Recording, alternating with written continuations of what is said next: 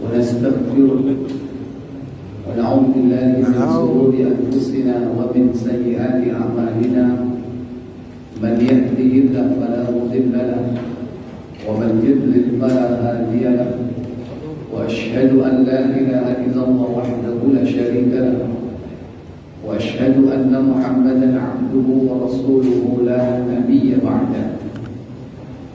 اللهم صل وسلم وبارك على محمد صلى الله عليه وعلى آله وأصحابه ومن تبعهم بإحسان إلى يوم الدين. أما بعد. Puja dan puji syukur hanya untuk Allah. Limpahan nikmat yang telah Allah curahkan kepada kita disyukuri dengan mengabdi hanya kepada-Nya, dengan cara mentauhidkan Allah, tidak berbuat syirik, kufur, nifaq, bid'ah, maksiat. Semoga Allah Jalla wa'ala menjadikan kita hamba-hambanya yang pandai bersyukur, sehingga telah ditambah nikmatnya, nikmat dunia dan akhirat. Semoga salawat dan salam selalu tetap tercurah kepada junjungan kita, baginda Nabi Muhammad bin Abdullah sallallahu alaihi wa alihi wasallam. Demikian pula untuk keluarga beliau, keturunan beliau, para sahabat beliau, dan seluruh pengikutnya hingga tibanya hari pembalasan. Bapak Ibu, saudara-saudari yang dirahmati Allah Tabaraka wa Ta'ala,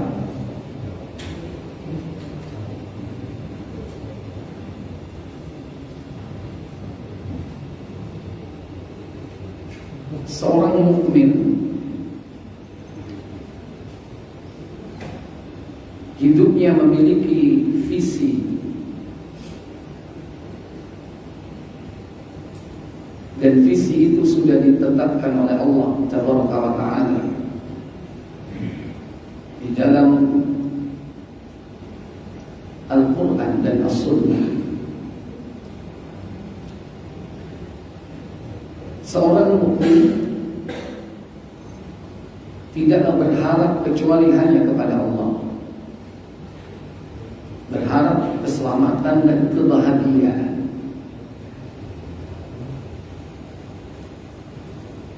Keselamatan dan kebahagiaan itu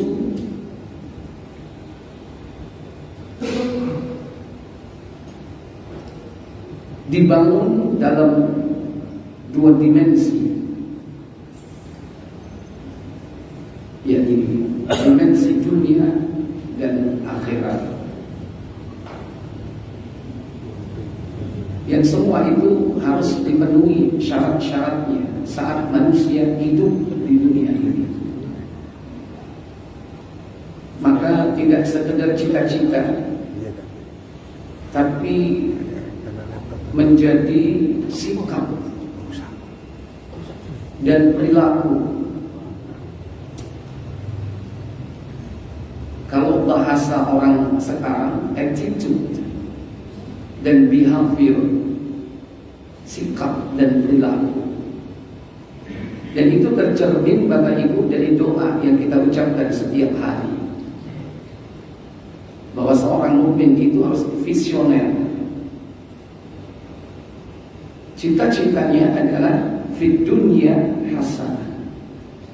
Tapi tidak cukup fid dunya hasanah, tapi juga wa fil akhirati hasanah. Kebahagiaan di dunia tidak cukup. Dan kadang kebahagiaan dunia itu hanya semu, palsu. Tapi yang lebih utama yang dikejar oleh seorang mukmin yaitu kebahagiaan akhirat.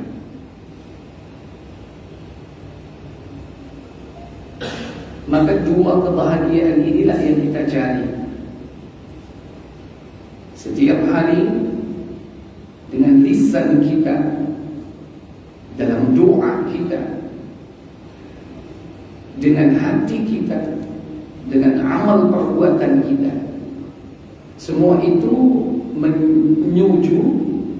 merujuk kepada tujuan yang kekal dan abadi. Kalau ada tujuan jangka pendeknya dia hidup di dunia ini baik, maka tujuan jangka panjangnya yaitu kebahagiaan dalam kehidupan akhirat. Namun bahwa kebahagiaan dunia itu tidak akan diraih kecuali dengan syarat-syarat yang harus terpenuhi. Kata Allah Jalla wa Ala dalam surah An-Nahl, surah yang ke-16 pada ayat ke-97, Allah Tabaraka berfirman, "Man 'amila salihan min dzakarin aw untha wa huwa mu'min falanuhyiyannahu hayatan thayyibah." Apa kata Allah?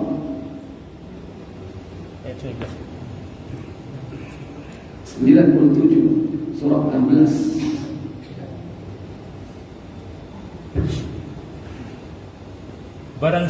Barang siapa yang mengerjakan amal soleh, baik laki-laki maupun perempuan, dan keadaan beriman,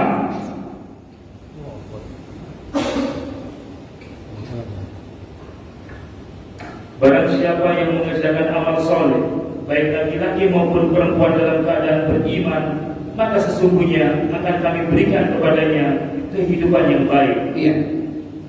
Diputus di situ, man 'amila shalihan, dan barang siapa yang mengerjakan amal saleh, wa huwa mu'min, dan dia adalah seorang mukmin. Tidak sekedar beriman, tapi dituntut imannya benar. Imannya kepada Allah, malaikat, kitab-kitab, para rasul. Imannya kepada akhirat benar. Imannya kepada takdir juga benar. Tidak menyimpang. Dan dengan iman itu dia beramal soleh. Falanuhyiyannahu hayatan thayyibah, maka Allah akan memberikan kepadanya hayatan thayyibah, kehidupan yang baik di dunia ini. Syarat tetap iman dan amal saleh. Imannya benar, amal salehnya juga benar. Hayatan thayyibah, hayatan thayyibah, kehidupan yang baik di dunia. Itu tercermin dari doa kita, fid dunya hasanah. Kadang disebut dengan hasanah, kadang disebut dengan thayyibah. Dua-duanya baik. Thayyib, hasan.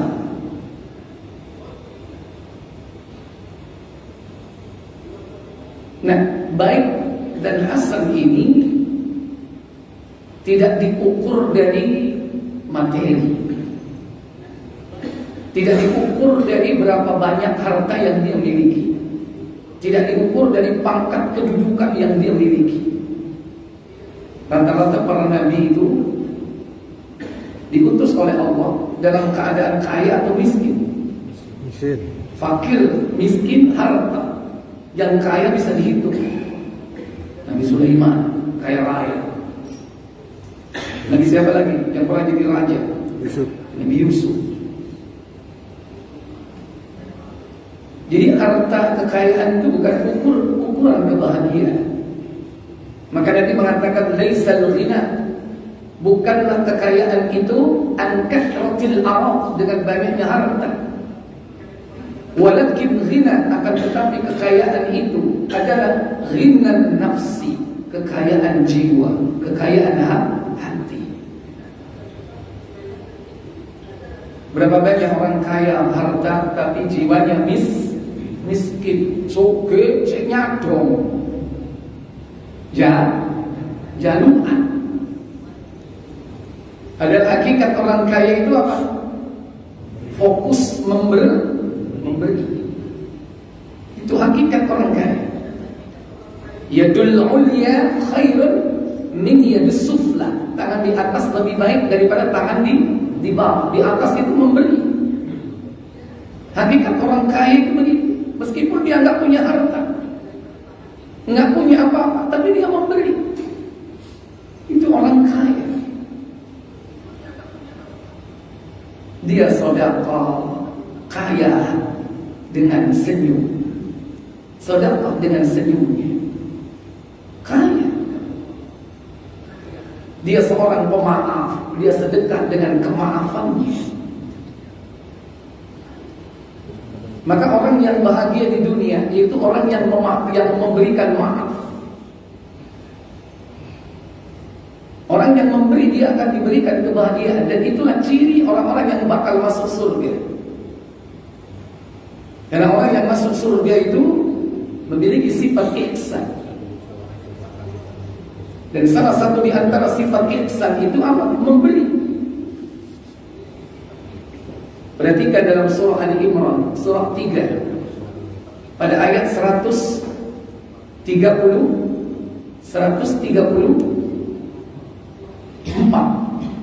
Ciri dari orang yang bakal memasuki surga, yang merupakan kebahagiaan.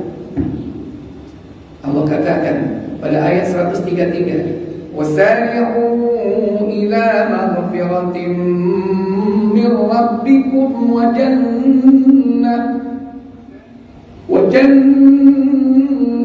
arduha as-samawati wal ardu u'iddat lil muttaqin. Apa kata Allah? Dan bersegeralah kamu kepada ampunan dari Rabb-mu dan kepada surga yang luasnya seluas langit dan bumi yang disediakan untuk orang-orang yang bertakwa. Orang-orang yang bertakwa. Inilah orang yang bakal memperoleh kebahagiaan di akhirat dengan imannya dan amal saleh. Dan itu lebih baik. Kata Allah kembali kepada surah An-Nahl, lanjutan dari ayat 97.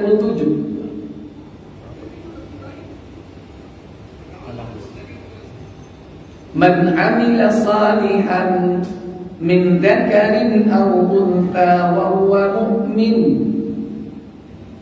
Sudah? Apa kata Allah?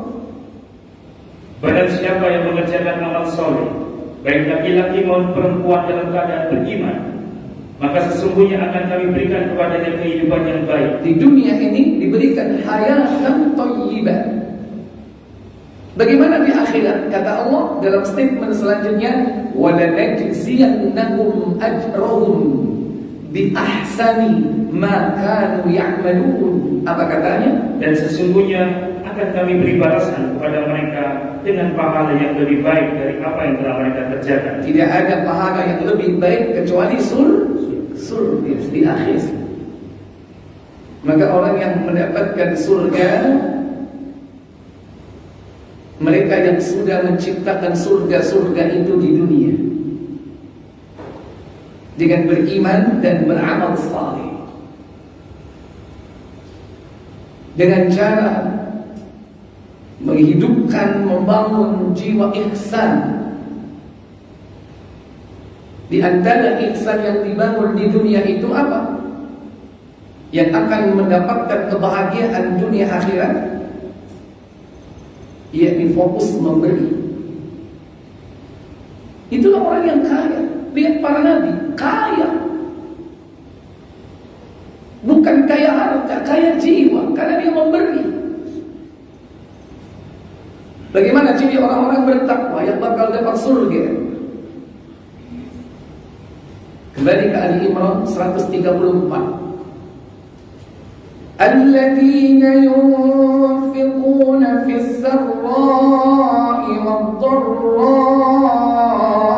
Satu. Apa kata Allah?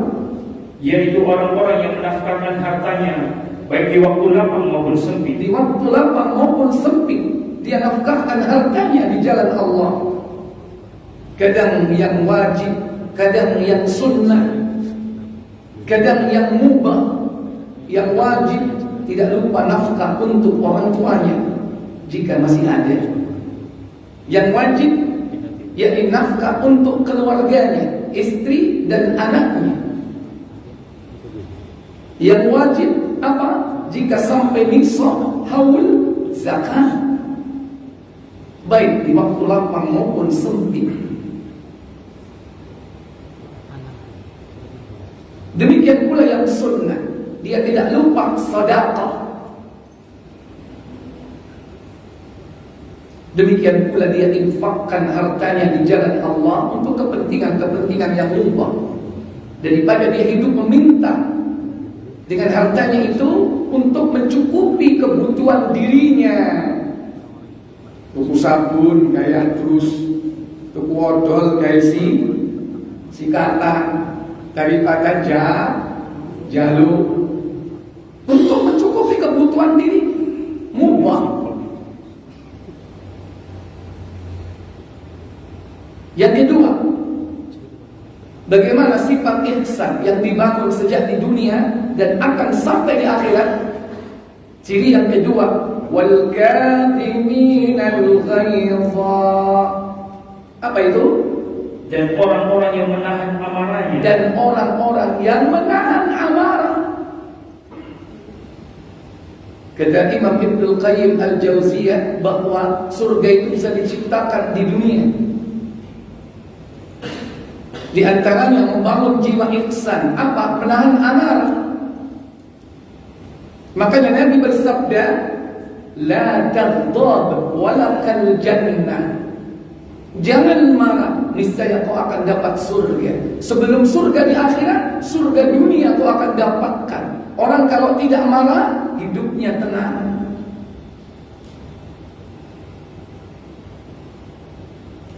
Muncul ngamuan, titik-titik ngamuk, titik-titik ngamuk.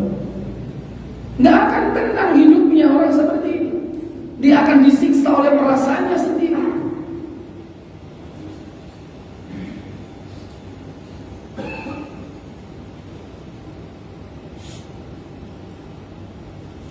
Dan yang ketiga, wal'afina 'anil nas wallahu yuhibbul muhsinin.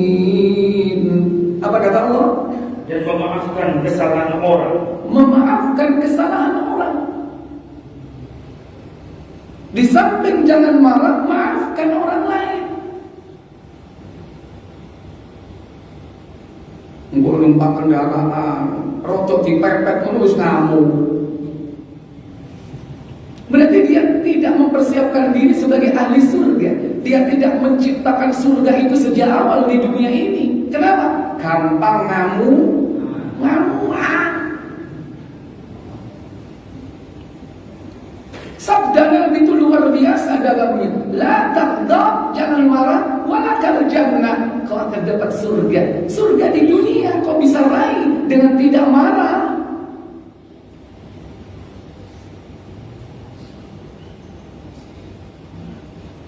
Panganan kasih nengah, nyaut kono. On itu buke mama pirang puluh tahun rumah tangga mangan gawe panganan yo sik cetai gak berubah-berubah ya senengane opo lah.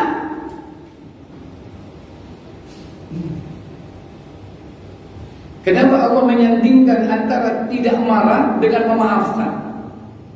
Karena ini berkaitan. Kalau orang marah itu susah memaafkan.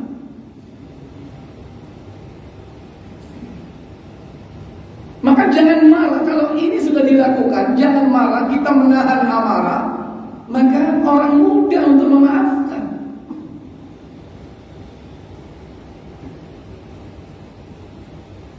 Apalagi memaafkan orang-orang dekat kita, hidup bersama kita. Mereka adalah istri dan anak-anak kita. Maafkan mereka. Kenapa rumah tangga tidak pernah menjadi baik?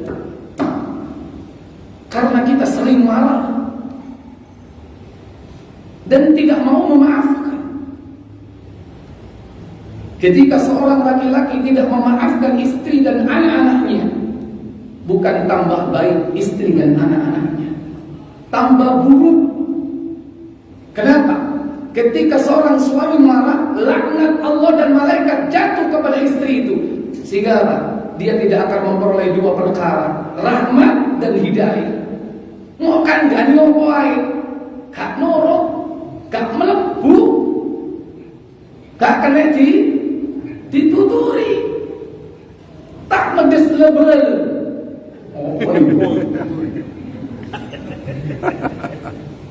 Nggak usah marah. Kalau kita marah, Allah menutup dua pintu, rahmat dan hidayah. Kenapa? Kalau suami jengkel, suami marah, apapun bentuknya, malaikat akan melaknatnya. Kalau sudah seperti itu, susah dapat hidayah. Makanya kadang di seneni, dikandani Pak, masuk atau enggak? Enggak masuk.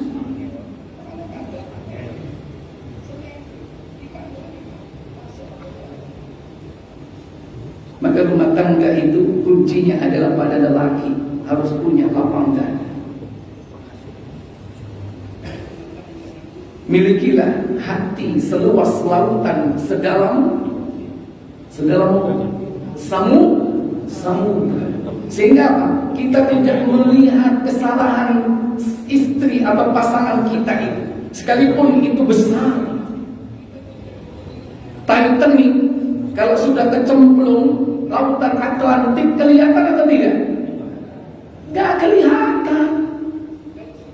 Sekalipun kapal besar-besar tenggelam di dalamnya, gak akan kelihatan. Tetap di permukaan itu tenang, padahal di dalamnya berbagai macam kehidupan yang ada di dalamnya.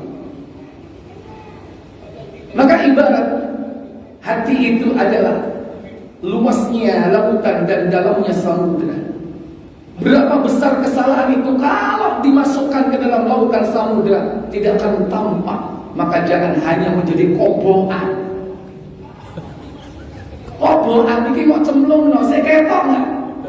Itu tandanya orang hatinya sempit, dadanya sempit, sehingga kesalahan sekecil apapun akan kelihatan. Kenapa? Dadanya sempit, tidak lapang.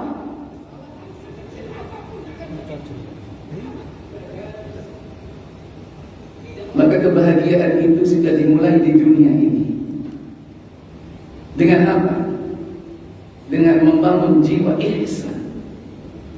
Wal kadhimin al ghaidha, hendaklah kau menahan amarah. Wal 'afina 'anil nas, dan memaafkan manusia.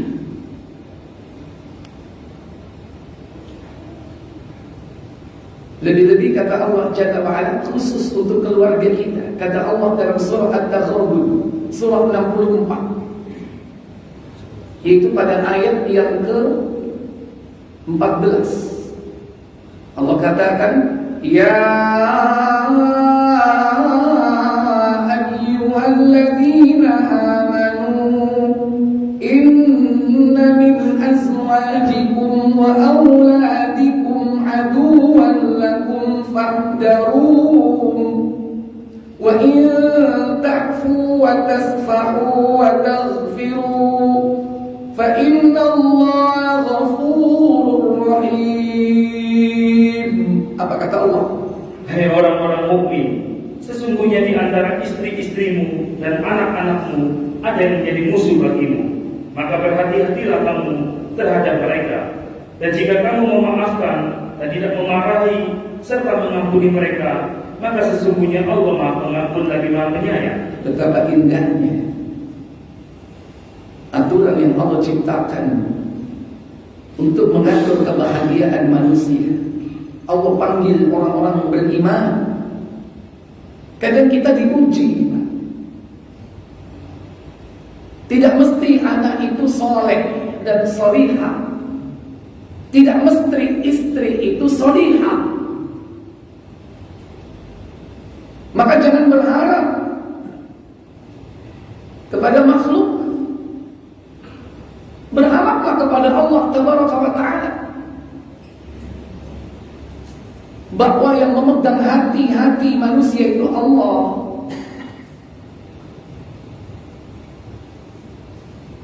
Orang yang memiliki jiwa ihsan, siapapun yang hadir sebagai istri dan anaknya, sebejat apapun, seerror apapun istrinya, dia bisa menjadi baik kalau dia dipegang oleh laki-laki yang berjiwa besar, lapang dada, tidak mudah marah, dan selalu memaafkan.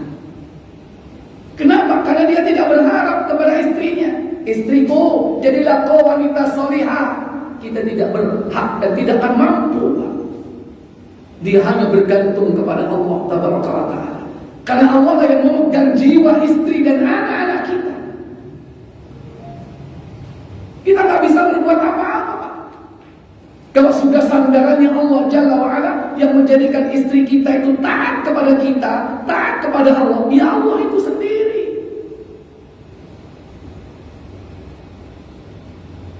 Kenapa itu terjadi? Karena hubungan kita dengan Allah itu dekat.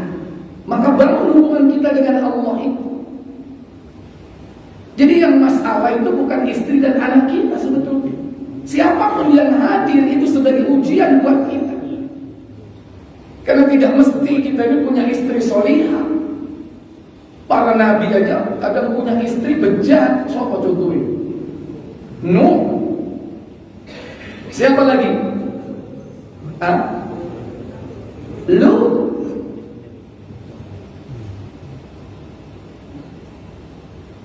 Maka ayat ini memberikan tips kepada kita. Yang pertama, mulai dari berhati-hati. Baru yang kedua setelah berhati-hati, yaitu memaafkan. Wa in ta'fu, jika kau memaafkannya. Kenapa? Karena penting seorang istri itu dimaafkan. Satu, kalau kita memaafkan berarti fokus memberi. Itulah jiwa ihsan. Kita akan bahagia. Orang yang memberi itu bahagia. Yang kedua, kalau kita memaafkan, maka tidak ada halangan Allah memberikan hidayah. Kenapa? Karena tidak ada laknat bagi istri. Tapi kalau kita jengkel, kalau kita gampang marah, tidak mau memaafkan, apalagi dendam kepada istri, istri kita bukan tambah baik, tambah buruk. Jangan ada sampai jengkel yang disimpan. Yoiku sendiri penyakit stroke itu yoiku. Gara-gara kita sendiri menyimpan dendam. Kalau sudah menyimpan dendam, apa? Kita jengkel. Allah dan malaikat melaknat istri kita. Kalau istri kita dilaknat, dia tidak akan menjadi lebih baik. Justru bahkan bisa menjadi lebih buruk.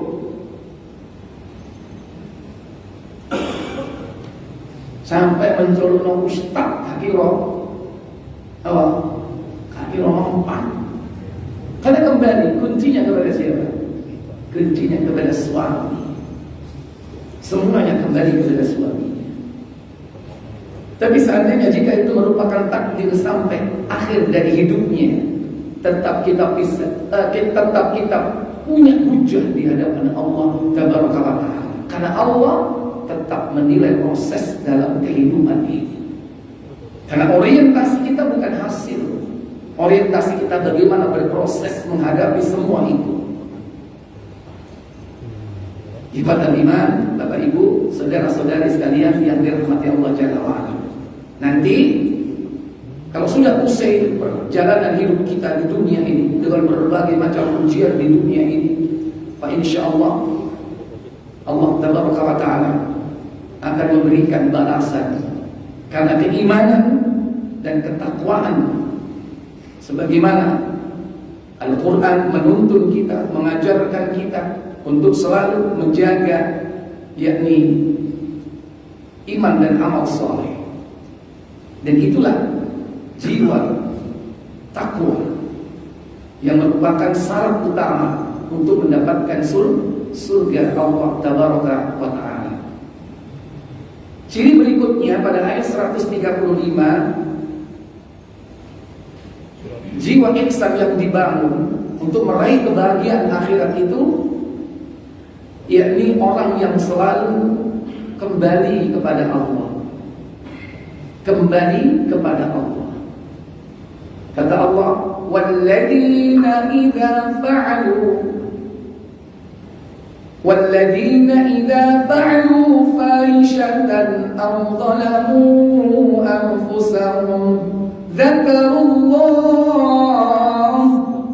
fastaghfaru lidzunubihim wa man yaghfiru dzunuba illa Allah wa lam yusirru ala ma fa'alu wa hum ya'lamun."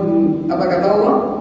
Dan juga orang-orang yang apabila mengerjakan perbuatan keji atau menganiaya diri sendiri, mereka ingat akan Allah, lalu memohon ampun terhadap dosa-dosa mereka. Dan siapa lagi yang dapat mengampuni dosa selain daripada Allah? Dan mereka tidak meneruskan perbuatan kejinya itu, sedang mereka mengetahui. Jiwa ihsan yang dibangun untuk meraih kebahagiaan dunia dan akhirat, yaitu orang yang senantiasa segera kembali kepada Allah. Al-inabah, kembali kepada Allah. Dosa-dosa yang dilakukan dalam hidupnya segera ditobati. Tidak menunggu waktu tertentu, segera. Dan dengan itulah dia bisa menjaga jiwanya untuk tetap bersih. Karena tidaklah perbuatan dosa itu melainkan akan menjadikan nuktatun sauda, bintik hitam yang akan menutup hatinya. Kalau dibiarkan bintik-bintik hitam itu tidak segera dihapus dengan taubat, dengan kembali kepada Allah, dengan istighfar, dia akan menutupi hati manusia itu. Padahal hati itu bagaikan cermin di mana hidayah itu bisa menembusnya. Kalau sudah tertutup, maka dia akan tercover, tertutup. Itulah yang disebut dengan ar-ran. Kata Allah, "Kalla bal rana ala qulubihim ma kanu yaksibun." Sekali-kali tidak, bahkan ar-ran, penutup itu akan memenuhi hatinya. Karena apa yang telah mereka kerjakan, yaitu dosa-dosa, maksiat yang dilakukan, tidak segera ditobati, itu akan menutup hati kita. Dan kalau sudah seperti itu, hati menjadi sempit. Kalau sudah hati menjadi sempit, tidak lapang, mudah marah. Kalau orang sudah mudah marah, berarti susah memaafkan. Kalau sudah tidak mau memaafkan, sulit memaafkan, dia akan menyimpan dendam di dalam hatinya. Inilah jiwa insan yang sudah dimulai dibangun di dunia ini. Dan itulah nanti yang akan didapatkan kebahagiaan itu kelak di akhirat. Ulaika jazaohum maghfiratun min rabbihim wa jannah. Apa kata Allah Jalla wa Ala kelanjutan dari ayat tersebut? Mereka itulah 136 ayat 135 lihat terus. Lalu memohon ampun terhadap dosa mereka, dan siapa lagi? Dan mereka tidak meneruskan perbuatan keji itu, sedang mereka mengetahui. 136. Mereka itu balasannya ialah ampunan dari Rabb mereka, dan surga yang di dalamnya mengalir sungai-sungai, sedang mereka kekal di dalamnya. Dan itulah sebaik-baik pahala orang-orang yang beramal. Iya, ulaika jazaohum maghfiratun min rabbihim wa jannatin tajri min tahtihal anhar. Mereka mendapatkan ampunan dan juga surga yang mengalir di bawahnya sungai-sungai. Khalidina fiha, mereka kekal di dalamnya. Fa ni'ma ajrul 'amilin. Dan itu semua adalah yakni balasan yang terbaik atas apa yang telah mereka lakukan. Bapak Ibu, saudara-saudari sekalian yang dirahmati Allah Taala. Maka 4 tips dari Allah Jalla wa'ala dalam surah At-Taghabun. Mulai dari berhati-hati, selalu waspada, jangan sampai kita biarkan yakni keluarga kita terkontaminasi dengan makanan yang haram, makanan yang subhan. Karena itu susahnya keluarga itu mendapatkan ajaran-ajaran agama. Susah. Itu merupakan upaya berhati-hati. Demikian pula jangan sampai terkontaminasi telinganya dengan maksiat, matanya dengan maksiat. Fahdaruhum, kata Allah. Baru kemudian ketika tabiat wanita itu cenderung bengkok, maka Nabi SAW memerintahkan kita untuk apa? Memaafkan, memberikan tarbiyah, pendidikan.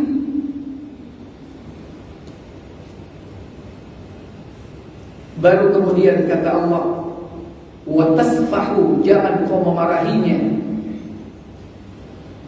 Ini larangan supaya istri itu tetap dia mendapatkan rahmat dari Allah. Dan itulah yang kita harapkan. Wa taghfiru, dan ampuni dia.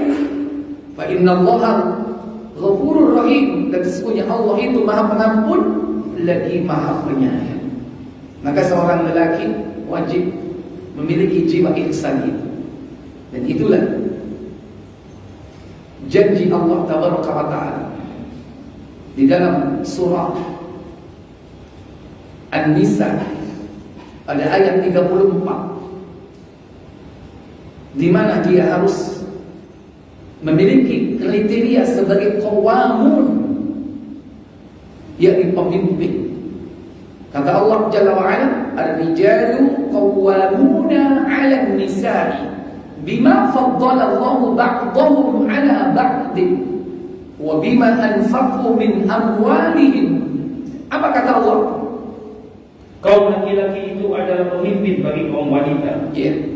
Oleh karena Allah telah melebihkan sebagian mereka yaitu laki-laki atas sebagian yang lain yaitu wanita. Karena mereka laki-laki telah menafkahkan sebagian dari harta mereka. Baik, kata Allah, ar-rijal, rijal secara lugah dia adalah lelaki. Yang dimaksud di sini adalah siapa? Yaitu suami. Karena keluarga itu cukup suami dan istri. Rumah tangga itu hakikatnya cukup suami dan istri. Anak itu termasuk orang lain.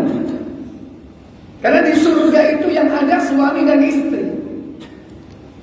Anak-anak kita seandainya mereka masuk surga, mereka akan menjadi keluarga yang berdiri sendiri, tidak akan tetap menjadi anak.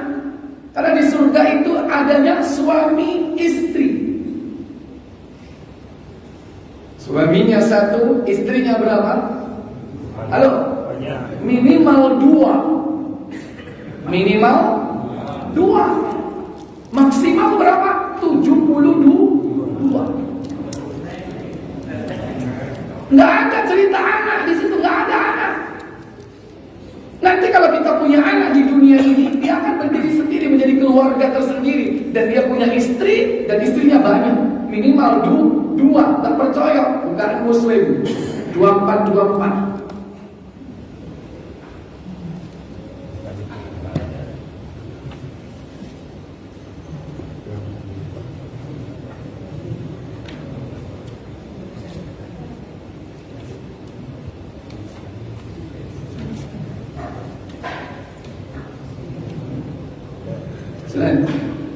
Dari Muhammad radhiyallahu anhu ia berkata, sudah lanjutin. pada suatu ketika para sahabat berlomba cepat saling mengingatkan atau berdiskusi, manakah penduduk surga yang lebih banyak, laki-laki atau perempuan? Kata Abu Hurairah, bukankah Rasulullah SAW telah menyabdakan bahwa rombongan yang pertama-tama masuk surga mereka bercahaya-cahaya bagaikan bulan purnama. Sesudah itu rombongan yang menyusul bagaikan bintang gemerlap di atas langit. Setiap laki-laki mempunyai 2 istri. Yang keduanya mempunyai betis tembus pandang sehingga kelihatan jantung betisnya bagian dalam. Iya. Para ulama menjelaskan masing-masing suami memiliki dua istri yang memiliki betis tembus pandang. Maksudnya siapa? Ini bidadari. Dari bidadari itu 2. Kenapa? Karena istrinya nggak mesti masuk surga. Tapi kalau seandainya istrinya masuk surga, maka berarti tambah istrinya. Kalau di dunia 1, berarti apa? Bidadari 2, 1 manusia. Berarti berapa? 3. Minimal. Istri 1 masuk surga, bidadari 2. Dan di surga apa kata Nabi? Dan di dalam surga tidak ada laki-laki yang membujang. Jomblo gak ada. Kalau di dunia jomblo, mungkin di akhirat dia apa? Dapat bidadari. Para ulama banyak yang jomblo sampai tua, karena hidupnya untuk ilmu. Imam Ibnu Taimiyah belum sempat nikah. Imam An-Nawawi rahimahullah belum sempat menikah.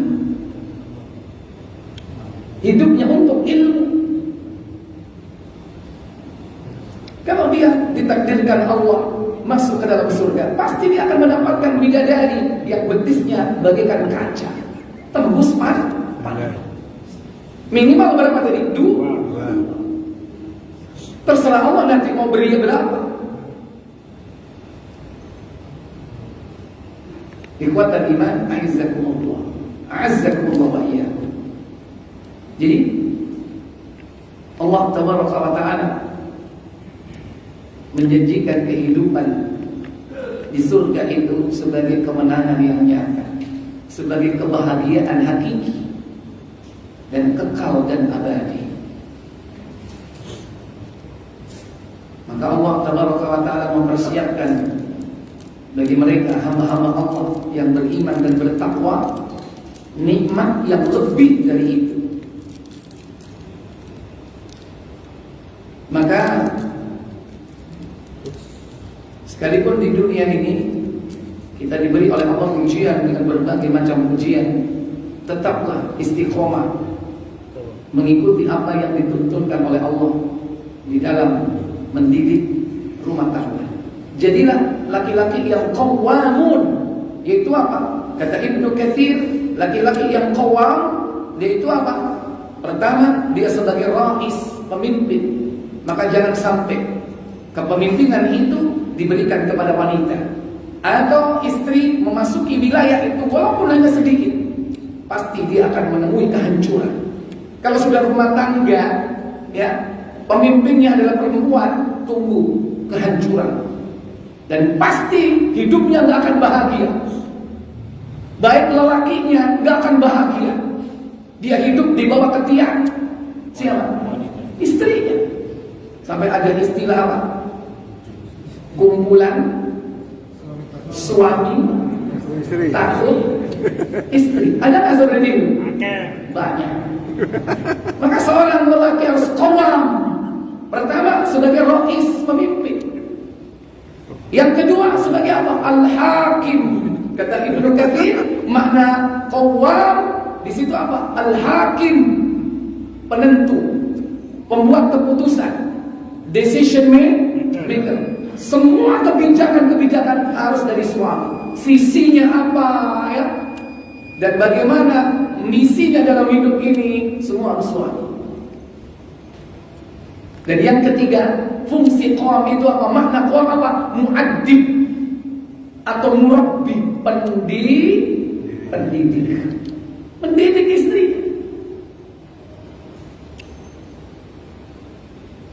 Baik, Bapak Ibu saudara sekalian, sudah masuk? Kita adzan dulu. Setelah adzan kita masuk ke tanya jawab, ya. Baik. Wa akhiru da'wana walhamdulillahirabbil alamin. Assalamualaikum warahmatullahi wabarakatuh.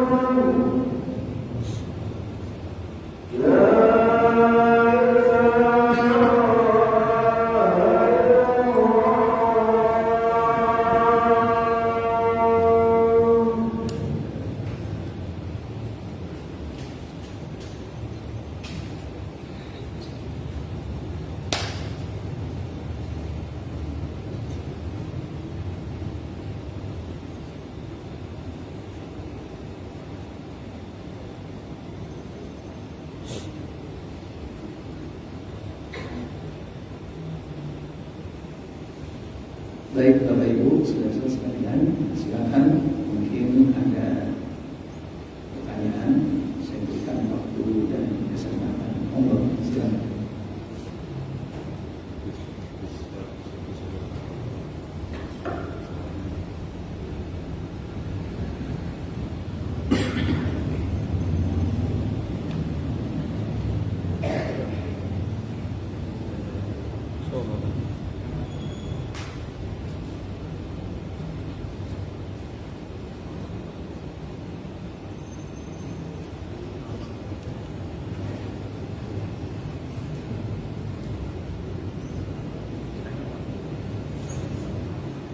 Berapa menit itu sampai 5? Ya, silakan. Silakan.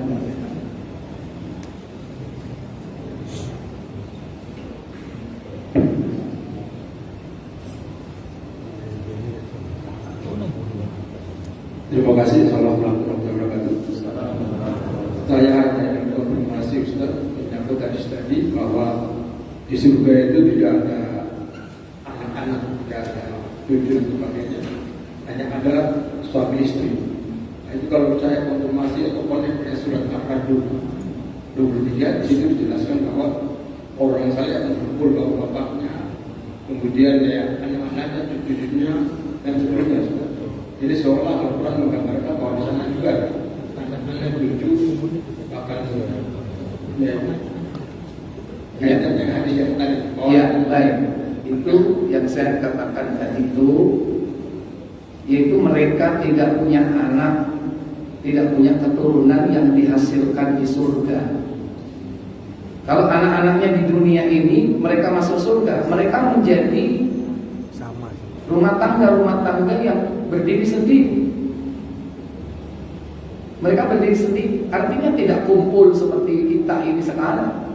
Karena di surga itu masing-masing punya istri yang diberikan oleh Allah tempat yang tidak saling melihat satu dengan yang lain. Istrinya 5 misalnya, satu dengan yang lain nggak saling melihat, nggak saling tahu. Jadi surga seperti itu.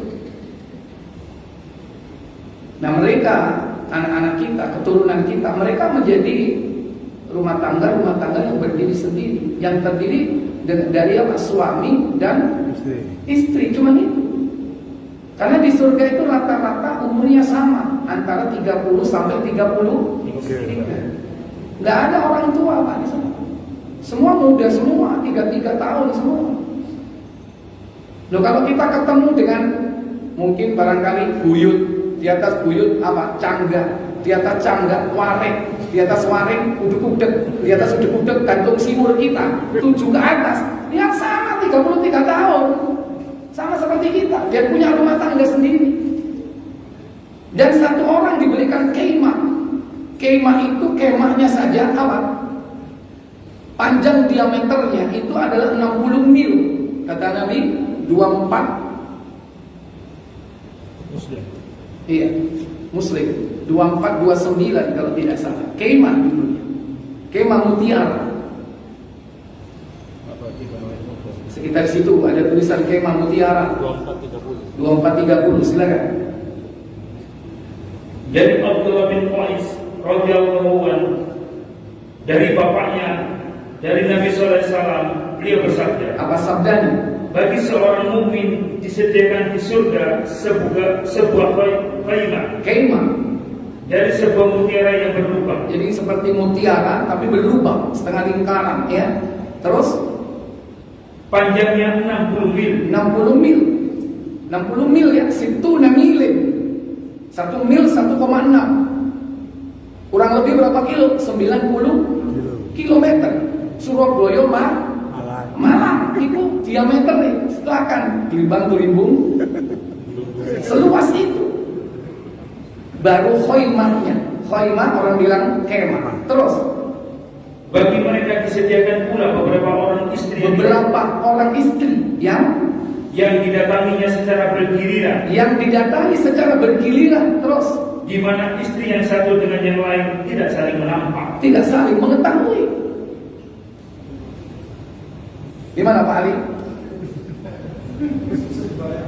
Susah dibayar. Ya. Jarang-jarang. Nanti ngomongin. Ya, jadi seperti itu nikmat di surga. Kenapa demikian? Karena kalau seandainya anak-anak keturunan kita masuk surga, kita bisa bertemu dengan mereka, terhubung, tapi hanya sementara. Karena bisa jadi apa? Kita beda klaster. Kita datang itu cuma apa? Silaturahmi saja. Setelah itu pulang kembali ke klaster. Bapaknya masuk Firdaus, anaknya surga paling rendah, atau sebaliknya, anaknya Firdaus, bapaknya surga paling rendah, ya kan? Nggak bisa. Nah, aku tak nginep sedino nang ngene ya, nggak bisa. Bukan haknya. Ketemu, setelah itu udah pulang lagi. Sementara klaster di surga berapa? Banyak lah klaster. Ada berapa tingkat di surga? Halo. Pengen mlebu surga tapi gak harus speking. Nek koma tak kok speknya jelimet.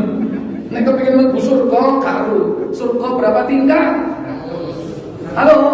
Masih ada yang jawab 7, masih ada yang jawab 8. Tingkatan surga itu 100. Ya, buka Tirmidzi 2530. Kalau 7 itulah langit. Kalau 8 itu apa?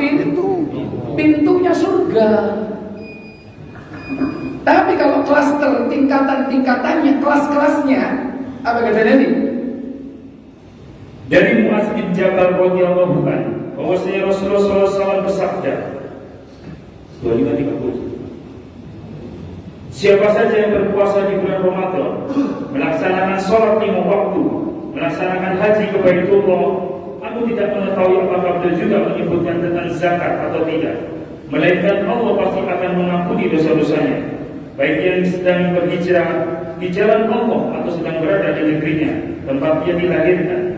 Mu'adz berkata, bolehkah aku memberitahukan hal ini kepada orang-orang? Rasulullah SAW menjawab, biarkan orang-orang mengamalkan itu semua. Sesungguhnya di surga itu terdapat 100 derajat. Nah, inna fil jannati mi'atu darajat. Sesungguhnya di surga ada 100 derajat, 100 tingkat. Bagaimana jarak antar tingkat itu? Jarak antara 2 derajat seperti jarak antara langit dan bumi. Iya. Jarak ya baina darajataini, jarak antara 2 derajat kas-sama'i wal ardi, seperti jarak langit dan bumi. Berapa kilo? Halo, jarak langit dan bumi? Tahu? Enggak tahu. Itu jarak satu tingkat dengan tingkat yang lain. Jadi tingkat 1 lihat tingkat 2 itu seperti lihat langit. Bukan lihat awan itu, kan hakikat langit itu sebetulnya yang langit pertama kita nggak tahu batasnya seberapa. Warna biru itu karena apa? Pembiasan dari air laut. Kita nggak tahu batasnya langit pertama itu sampai apa. Kalau menurut Al-Quran, batas langit pertama apa? Selagi masih ada benda-benda langit. Dalam surah Al-Mulk ayat yang kelima, walaqad zayyana as-samaa'a ad-dunya bimasabiha, dan kami hiasi langit yang dekat dengan bumi, yaitu langit dunia, bimasabiha. Apa? Jamak dari misbah. Apa misbah? Benda yang dapat mengeluarkan cahaya. Mungkin itu adalah matahari, mungkin itu adalah komet, mungkin itu adalah meteor. Selagi masih ada benda-benda langit, itu masih langit pertama, langit dunia. Kalau sudah kosong, tidak ada benda-benda langit, sekarang batasnya sampai berapa? Sementara apa? Jagat raya ini ada miliaran tata bintang. Miliaran tata bintang ini mengelompok menjadi galaksi. Dan dalam jagat raya ini ada ratusan miliar galaksi. Ratusan miliar galaksi. Kita sendiri berada di mana? Galaksi katanya apa?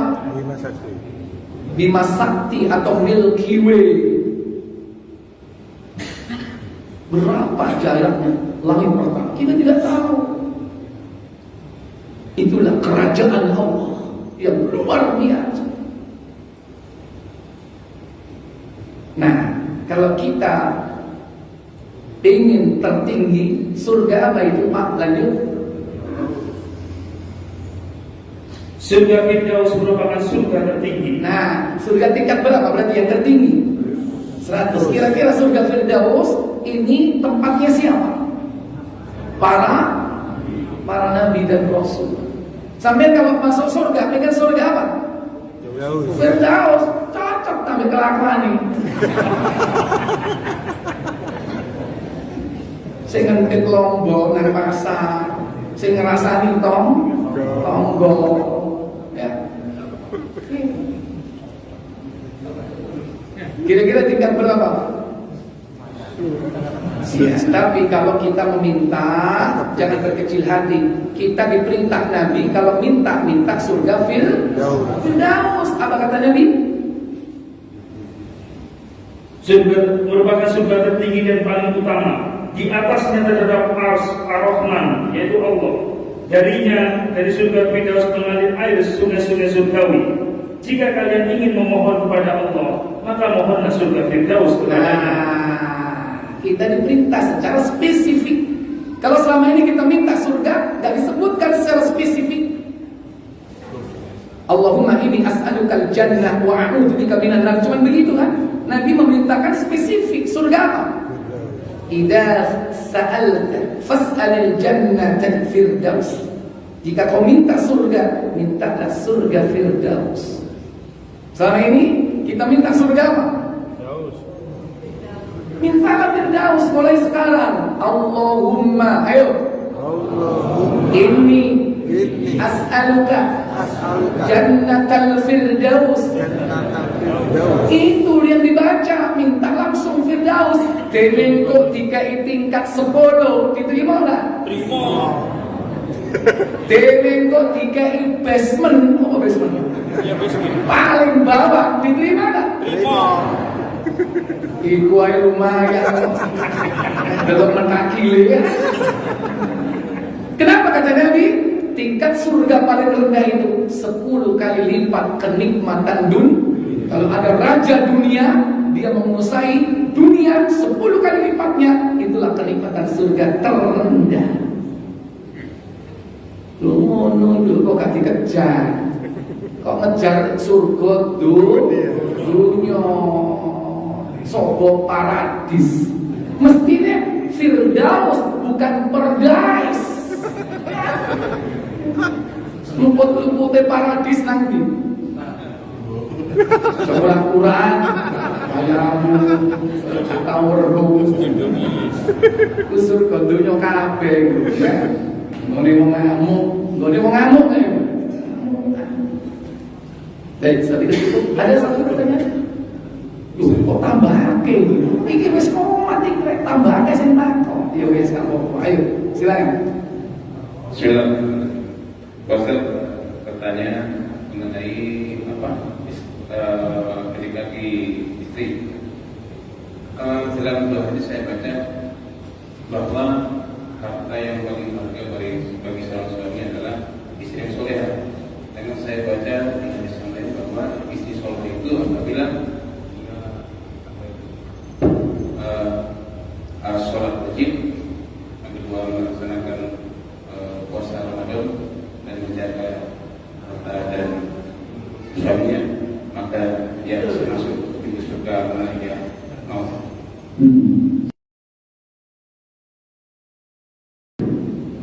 Rasanya apakah ini tidak adil? Karena suami itu bekerja di berat daripada istri, sedangkan suaminya memperbanyak amalan seperti puasa sunnah, tahajud dan lain-lain.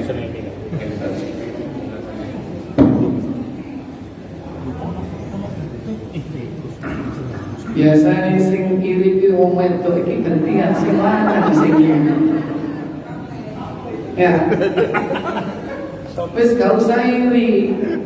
perempuan itu dipermudah masuk surga asal 4 yang dilakukan. Idza sholatil mar'a khamsaha, jika dia laksanakan sholat fardunya yang 5 waktu. Wa shamat syahraha, dia laksanakan puasa Ramadan sempurna, pokoknya lengkap ya. Kemudian wa hassanat farjaha, dia pelihara kemaluannya, menjaga dari perbuatan zina. Wa ata'at ba'laha, dan dia taat kepada suaminya dalam perkara-perkara yang ma'ruf, bukan durhaka kepada Allah. Kata Nabi sallallahu alaihi wasallam, dakhalatil jannah min thamaniyatil abwabin syi'ti, maka wanita itu bisa masuk surga dari 8 pintu surga yang dia mau. Gampang loh wanita itu masuk surga. Dan ini gak ada kecuali untuk siapa? Untuk wanita.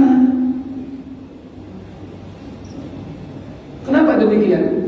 1, untuk melaksanakan 4 ini gak gampang. Gak gampang. Karena pengaruhnya berat. Ini yang pertama. Yang kedua, karena wanita ini diberikan kemudahan karena dia memiliki kelemahan. 1, lemah fisiknya. Fisiknya lemah. Yang kedua, lemah akalnya. Lebih mengutamakan apa? Perasaan daripada rasio atau akalnya. Yang ketiga, lemah agamanya. Agamanya lemah. Makanya saksi wanita itu separuh dari laki-laki. Kalau laki-laki 1, wanita harus berapa? 2. Harus butuh 2 orang dalam kesaksian. Itu tanda bahwa dia lemah akalnya, fisiknya, akalnya, agamanya. Makanya gak ada nabi perempuan. Semua 124.000 nabi itu semua laki. Seandainya ada wanita yang derajatnya itu setingkat para nabi, tetap dia bukan nabi. Contoh, seandainya ada manusia perempuan didatangi oleh Jibril, bukan kayak yang didatangi Jibril adalah nabi. Tapi ada wanita didatangi Jibril, Maryam, tapi tetap dia bukan nabi. Nah, diberikan kompensasi oleh Allah Jalla wa'ala. Masuk surga instan, cukup dengan apa?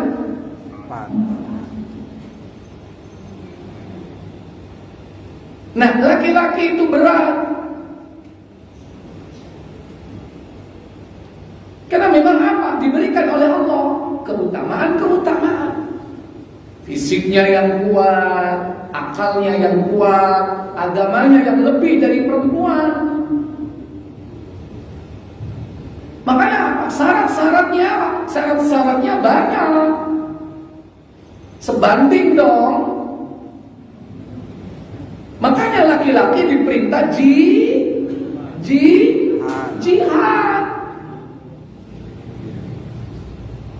Makanya dia diperintah jihad. Wanita diperintah jihad atau tidak?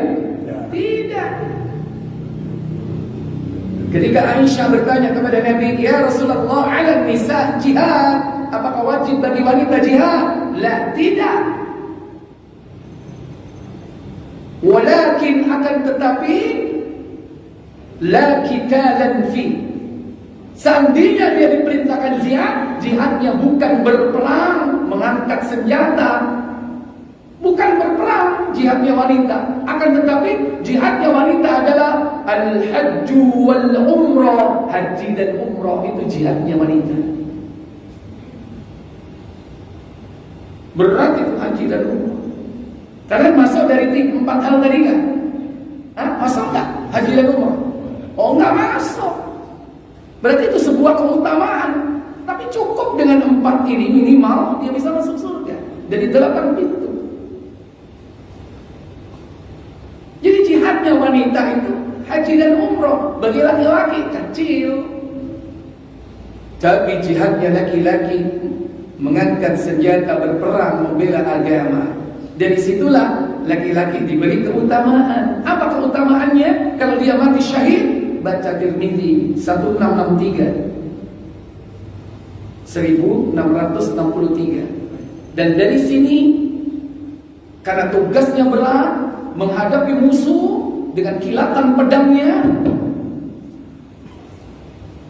dia dapat karunia yang besar. Dan dari sinilah wanita pun gak boleh iri. Gak boleh iri dengan karunia ini. Apa karunianya? Ada 6 keutamaan orang yang mati syahid. Dia perang di jalan Allah dan mati membela agama. Apa kata Nabi? Dari Al-Miqdam bin Ma'di Karib radhiyallahu anhu, ia berkata, Rasulullah SAW bersabda, Apa sabdanya? bagi orang yang mati syahid itu di sisi Allah ada 6 balasan. 1. Akan diampuni baginya dosa-dosanya sejak pertama kali cucuran darahnya keluar. Tetes pertama darah sudah diampuni dosa-dosanya. Sampai tetes itu kiasan. Karena matinya tidak mesti mengeluarkan darah. 2. Ia akan melihat tempatnya di surga. Ditunjukkan oleh Allah tempat tinggalnya di surga. Iki longgonmu. 3. Ia akan diselamatkan dari siksa kubur dan kedahsyatan yang besar pada hari kiamat. Tidak akan disiksa di kubur dan kedahsyatan hari kiamat. Dia dibebaskan. Orang yang mati syahid tenang-tenang saja, nyantai dia. 4. Akan diletakkan di atas kepalanya mahkota kewibawaan. Dikasih mahkota kewibawaan. Yang mahkota ini penuh dengan batu-batu permata. 1 batu permata berapa nilainya? 1 yakut pada mahkota tersebut lebih baik daripada dunia dan apa yang ada di dalamnya. Lebih baik dari dunia dan seisinya. Iku watu sitok tok.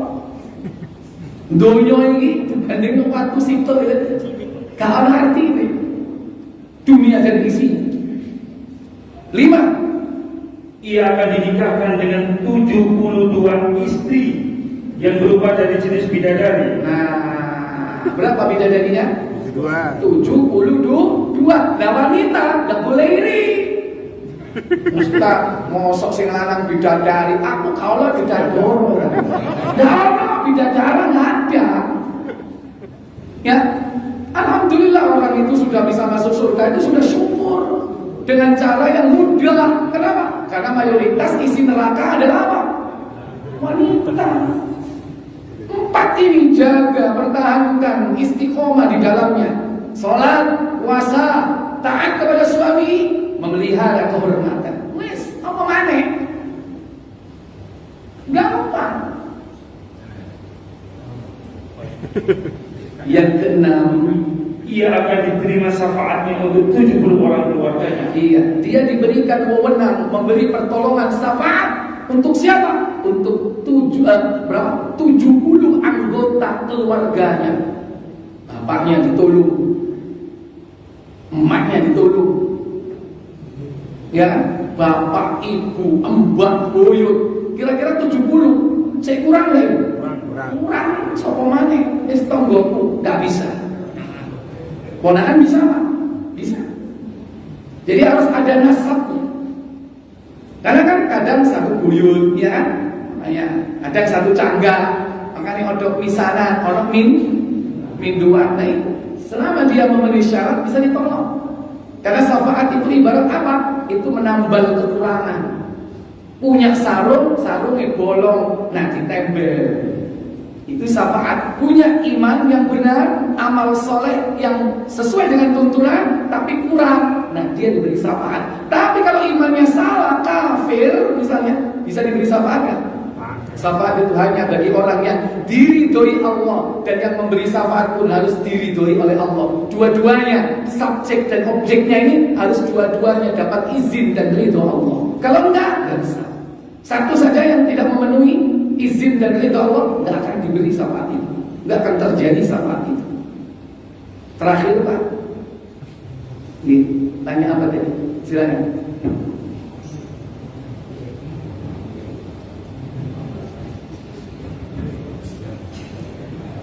Assalamualaikum warahmatullahi wabarakatuh. Waalaikumsalam. Untuk judul kami memang belum tahu, bisa meraba-raba, yaitu meraih kebahagiaan dunia dan akhirat. Insya Allah judulnya itu. Ya nanti judulnya diganti Pak ya. Terus buyar tapi.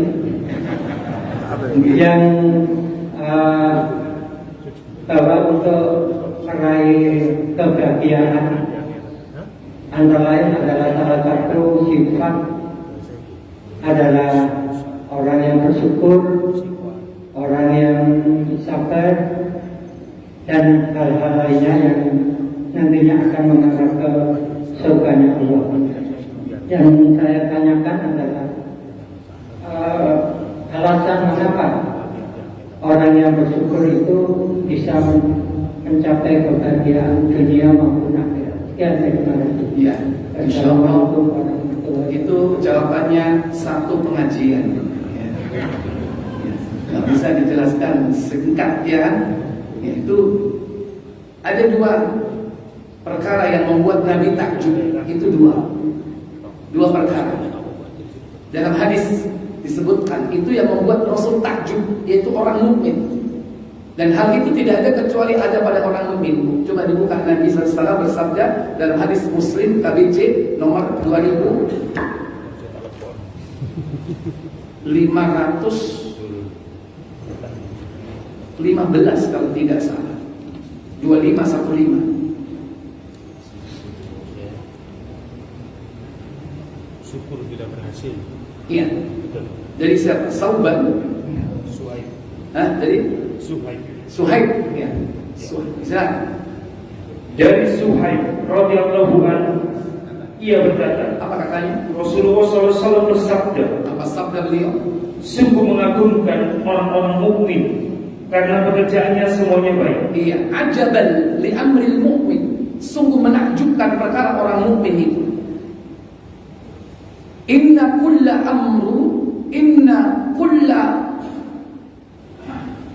sesungguhnya semuanya, yakni perkara-perkara yang ada pada orang mukmin, khairun. Di situ khairun ya, bukan thayyibun ya. Ya. Sesungguhnya setiap perkara orang mukmin itu lahu khairun, baik katanya. Apa segi baiknya? Lanjut. Yang demikian tidak akan terdapat pada orang lain kecuali hanya pada orang mukmin. Walaisa dzaka illa lil mu'min. Dan hal itu tidak akan ada kecuali pada orang mukmin saja. Nah, apa dua perkara yang menakjubkan itu? Lanjut. Karena apabila dia berhasil atau sukses, dia bersyukur. Iya. Jadi Nabi SAW mengatakan, in asabathu sarra syakar. Jika dia diuji oleh Allah dengan kelapangan, kesuksesan, kebahagiaan, dia bersyukur. Jadi yang pertama Pak ya, syukur. Yang kedua, dan apabila dia ditimpa kesulitan, dia sabar. wa in asabathu dharra, jika diuji oleh Allah Jalla wa Ala dengan apa? Kesempitan, penderitaan, kemelaratan, kesengsaraan, sabara, mereka bersabar. Jadi dua ini Pak sifat orang mukmin. Dan inilah yang menyebabkan Nabi apa tadi? Takjub kepada orang mukmin. Dan dua inilah yang menjadi ciri-ciri orang bertakwa. Nanti dijelaskan. Yang pertama di dalam surah Al-Baqarah pada ayat 152 tentang syukur, kemudian tentang zikir, tentang sabar ya. Dan juga di dalam surah Al-Baqarah 177 tentang ciri orang-orang beriman dan bertakwa yang akan mendapatkan surga. Nah, nanti dijelaskan insyaallah secara rinci pada pertemuan yang akan datang. Yaitu kuncinya apa? 2S kalau bahasa kita. Yaitu apa? Syukur dan sabar. Tapi kalau bahasa Arabnya shin sama sod. Shin, sod. Tapi kalau di Indonesia kan SS, double S, syukur, sabar. Cici kan? Insyaallah nanti kita tutup saja. Sudah terlalu malam. Kita tutup dengan kafarat majelis. Subhanallahumma wa bihamdika asyhadu an la ilaha illa anta astaghfiruka wa atubu ilaik. Wassalamualaikum warahmatullahi wabarakatuh. Waalaikumsalam.